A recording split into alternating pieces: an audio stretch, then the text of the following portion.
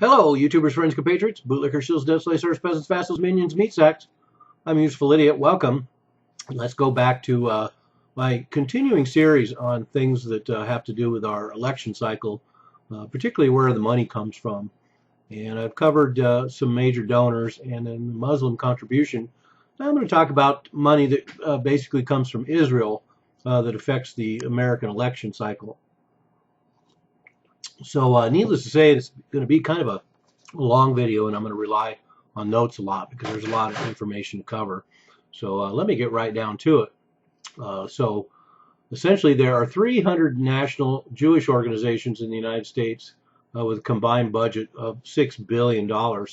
But when I look at the list that I'm going to present now, the assets are far surpass $6 billion by my estimates. So that's the only thing I take issue with. And 300 national Jewish organizations in the United States sounds about right. And let me remind you that the population of Jews in the United States is around 1% of the population and about 5.3 million.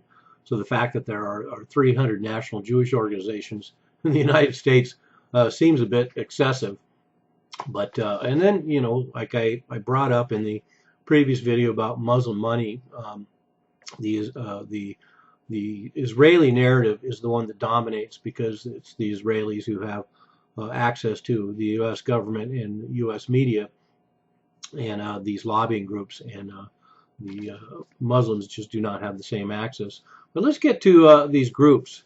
And like I say, I'm going to be reading off these notes because there's just so much to cover.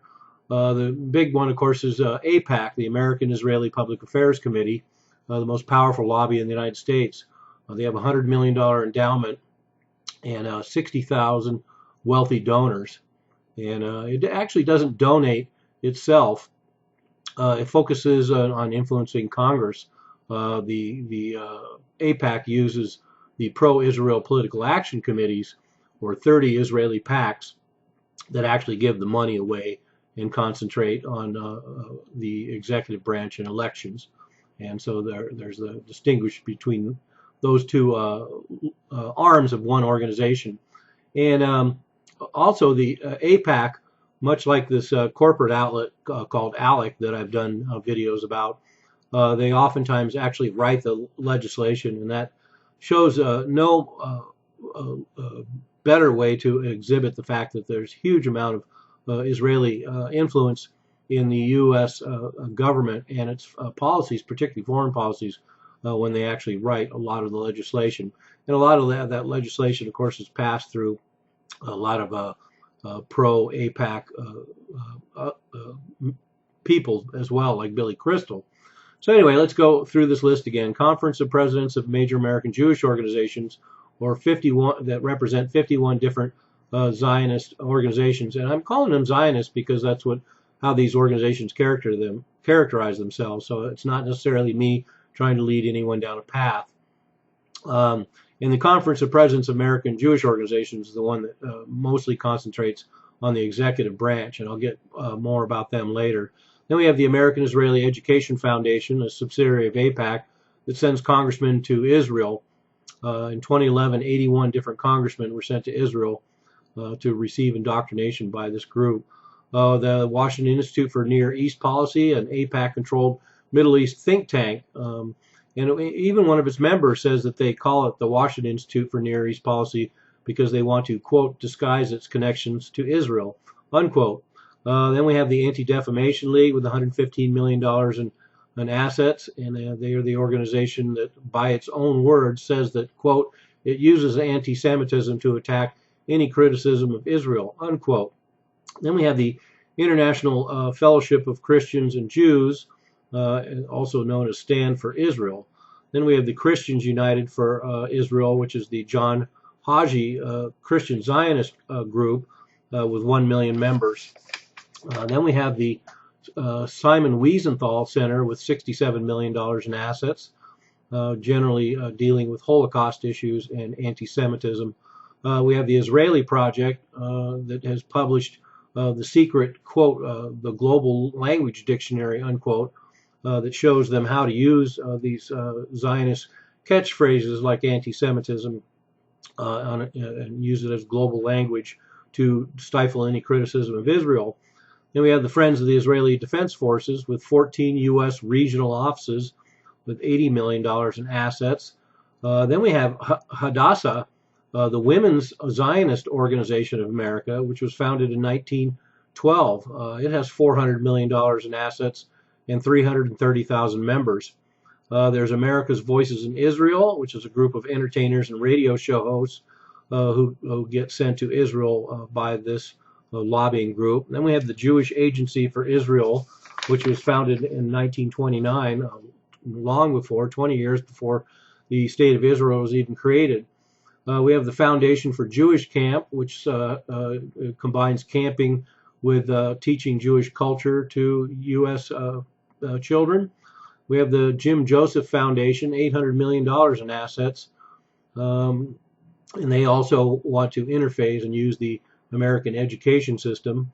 Then we have the Avi Chai Foundation with $600 million in assets. And then there's a group called Stand With Us that has multiple divisions, including Stand With Us Campus and Librarians for Fairness, once again infiltrating U.S. College campuses and interfacing there. The Emergency Committee for Israel, which is run by the arch neocon William Kristol. The Leona M. and Harry B. Helmsley Charity Trust, with $4 to $8 billion, initially was to use, the money was supposed to be used for supporting dogs, but now it's being used to support Israel. Then we have the AMIT, founded in 1925. They have $11 million in assets, and they are the world's leading supporter of Zionist education materials for kids that are sent all over the world. Then we have the Aaron and Marie Blackman Foundation, Incorporated, $7 million in assets that gives grants to pro-Israel organizations in the United States. Jewish day schools used to instill students an attachment to Israel. We have one right here in Seattle, which is interesting because we have a very, very small Jewish community, and yet we have Jewish day schools here in Seattle. The Jewish Council for Public Affairs, the Jewish National Fund, founded in Basel, Switzerland in 1901, and this is the group that Theodor Herzl founded for buying land in Israel in order for Jews to take over Palestine. They still continue to this day have $1 billion in assets. The Zionist Organization of America, founded in 1887, which targets U.S. schools and the legal system, the oldest Zionist organization in the United States. Once again, predating the State of Israel by about 50 years. The American Jewish Committee, founded in 1906, with $100 million in assets. The World Jewish Congress, the Friends of Aish HaTorah, and they are the ones that have the Hasbara Fellowship, which basically is people that are paid to spread propaganda in social media. And in fact, Hasbara actually means explanation. And they also have promoted a number of anti-Muslim films and distributed those on college campuses across the United States. In fact, 37 million copies have been distributed through another organization, which I'll talk about in another video. Then we have Chabad, the religious group, largest Jewish organization in the world, $1 billion in assets. And they're a group that encourages Jews to kill all Arab men, women, and children. So the claims that those sort of threats only exist from the Islamic side are misinformed. The Republican Jewish Coalition, a lobbying group that's pro-Israel foreign policy, has their own super PAC and a connection to the Likud party in Israel. So we have actual political parties and actors in the United States that have direct connections to Israel and their government and elections, which is pretty odd. Then we have the National Jewish Democratic Council that encourage Jews to support Democrats and Israelis to support Democrats. The Foundation for the Defense of Democracies, which is supposedly for fighting terrorism, but basically is a propaganda group defending Israeli policies in Gaza. And then we have the Saban Center at Brookings, which I mentioned in the video I did on Chaim Saban. And then the Center for Security Policy, which is another pro-Zionist propaganda lobbying organization set up by neocon Frank Gaffney, United States ex-United States government worker. And then we have the MEMRI, the Middle East Media Research Institute, and its specialty is distorted translations of Muslim material to demonize Muslims, founded by Israeli intelligence. So no surprise there. As I mentioned before in other videos, one of the ways it's easy to demonize anything that Muslims say anywhere in the world is basically to mistranslate it. And so this is the organization that does that. Then there's Hillel, the Jewish International Student Organization that pays students to attract other students to these Israel advocacy groups. And they also give free birthright trips to Jews in America to go travel to Israel. And so Birthright Israel has $100 million and has these 10-day free trips. And then there's the David Project, a pro-Israel propaganda in U.S. schools. The AMCHA initiative protects students from anti-Semitism, a group called Young Israel. And so we see a lot of these groups that operate on campuses and are molding public opinion of people when they're young, and also operating in high schools and state legislation. So it shows a concerted effort basically to propagate the Zionist and Israeli narrative of everything that happens in their region. Then we have Adonai Kohanim, Jewish, and Elad, Jewish gentrification of Palestine, Palestinian lands in Jerusalem that have operations here in the United States. The Israeli American Council and the Israeli American Chamber of Commerce. Of course, Chamber of Commerce has to do with trade and investment between the United States and Israel. And the Israeli American Council is about Jewish expatriates. And they even talk about Jewish expatriates in the United States as an Israeli asset in the U.S., a strategic asset. And no surprise that Sheldon Adelson would back that group. And then, noted individuals, as I brought up, Sheldon Adelson is a big player. Haim Saban is a big player. And then we have people like Daniel Shapiro, who used to be the U.S. ambassador to Israel, may still be. And he even said that, quote, the support for Israel drives all U.S. policies, unquote. And so no reason to distrust that. Then we have Howard Berman, Democratic congressman from California. And he even said, quote, even before I was a Democrat, I was a Zionist, unquote. So I guess even before he's an American citizen, he's a Zionist and an Israeli at heart. And then we have Martin Indyk, who was the former U.S. ambassador to Israel. And he was so controversial, even his security clearance was revoked, the only time in U.S. history that's been done. And then we have, all sorts of people, like I mentioned earlier, like Spielberg, people in Hollywood. One of them, Arnon Milchan, who's noted for Pretty Woman, who's a Hollywood tycoon, is actually a former Mossad agent and current Mossad operative, and has been involved in smuggling U.S.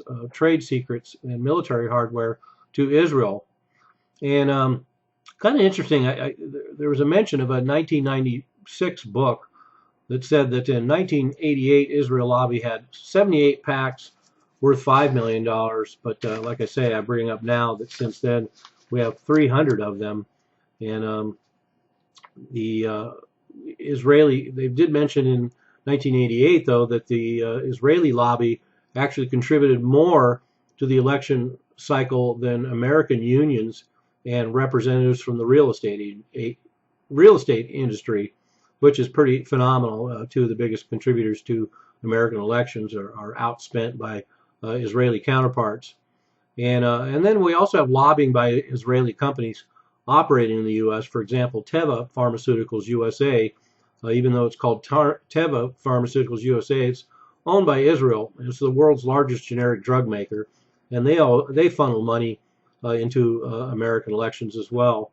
And then, of course, the Jewish Defense League, a 80s terrorist group, even the United States listed them as a U.S. terrorist group, and they have much kinship with a lot of other Israeli lobbying groups. But and then, as I mentioned earlier, there's over 70 Jewish American nonprofits where the presidents have salaries from anywhere from $100,000 to $900,000. So these are some big players. I mean, the salaries are huge, especially for nonprofits. So we have these Israeli propaganda organizations that operate all across the United States that have these huge wages and salaries, and yet are nonprofits and pay no U.S. taxes. And like I say, it's ironic as well that the Israeli propaganda, as I mentioned in the previous video, the fact that there's all this money and influence and all these dual citizens and this one-sided narrative, it's no surprise that most Americans have a very unfortunately distorted view of the history of the region there and the history of Israel and continuing events in that area, because the only narrative that's represented in the United States is the Israeli perspective. And that's been happening for so many decades now, 40 or 50, 60, 70 years, that this narrative is deeply embedded in the American psyche, heavy marketing for lifetimes. And they're smart enough to know to start their propaganda at the youngest levels they can reach in American high schools and colleges, and then keep perpetuating this narrative as time goes on. And there's really nothing really to balance it out.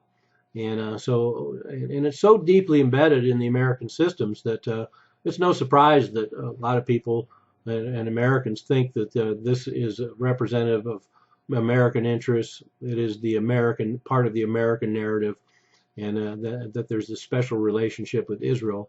And of course, a lot of that has to do with scriptures as well. And that's a political tool, using this religious connection to join Christian Zionists and Israeli Zionists, but that's a topic for another video.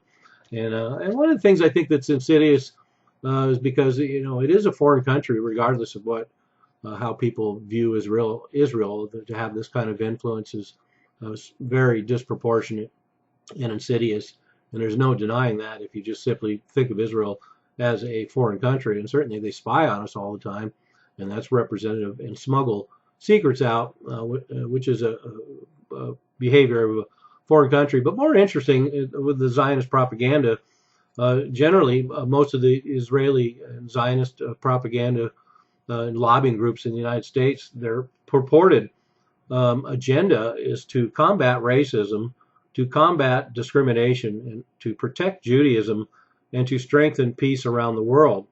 But unfortunately, they say that they want to combat racism, and yet Jews are not allowed to marry non-Jews in Israel. And they talk about combating discrimination when they have an apartheid society, and even restrict housing and transportation for Palestinians and Arabs. And then they talk about protecting Judaism, even though the professing of Christianity in Israel is prohibited. You can't. You'll be arrested if you pass out a Bible, and if you preach anywhere but in restricted churches.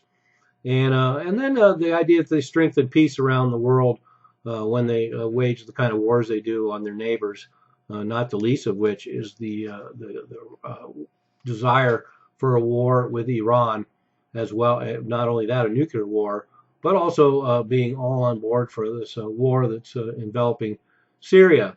So those are some of the reasons why this heavy lobbying, this influence, and this money is something that everybody needs to take a close look at. I'm Useful Idiot. Don't you be one too.